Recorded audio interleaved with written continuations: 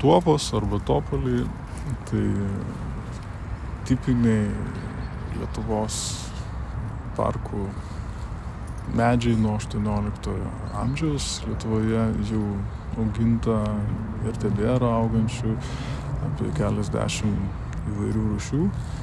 Sapiegų parke šiuo metu išlikusios grupės baltųjų tuopų netoli pagrindinių vartų, taip pat 3 egzemplioriai kanadinių tuopų parko, šoninėje dalyje link Trinitarių bažnyčios.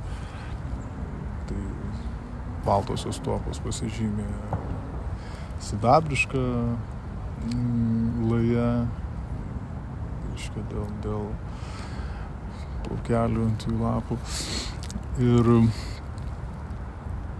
kita vertus, tai buvo tie medžiai, kurie gana greitai augantis, tai yra gana greitai duodantis tą estetinį efektą, greitai suformuojantis masyvą.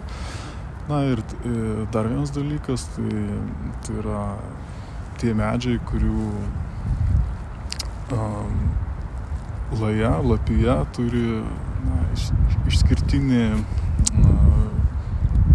pasižymi išskirtiniu masyvumu, reiškia, jie pajėgūs daugiau negu kiti medžiai valyti užterštą miesto orą ir augti jo sąlygomis.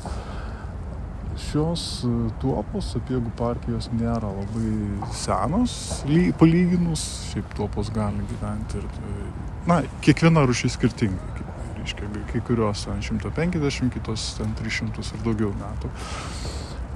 Šitos konkrečiai yra virš 100 metų, bet galimai yra ankstesnių medžių arba atžalos arba sėjinukai, nes tuopos, kaip ir minėjau, nuo 18 amžiaus buvo būdingas visų iš esmės Lietuvos istorinių parkų medis.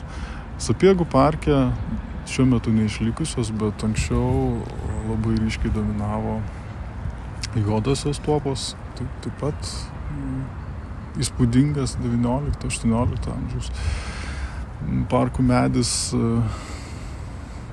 tiek prie rūmų buvo pasodinta, tiek ir centrinėje dalyje ir kitur. Yra net istorinių duomenų apie tą sodinimą ir nuotraukų išlikę. Deja, šiuo metu jų parke nebėra. Vietinė Lietuvos medžių rūšis, bet šiuo metu arba beveik išnykusi ar visai išnykusi. Vokietijoje, pavyzdžiui, buvo kažkuriais metais paskelbta metų medžių rūšimi ir daugelį kultūringų kraštų saugoma. Lietuvoje deja jos turi tą įvaizdį kaip greitai augantis medis, reiškia, greitai ir mirštantis, reiškia, galima jo ir nesaugoti.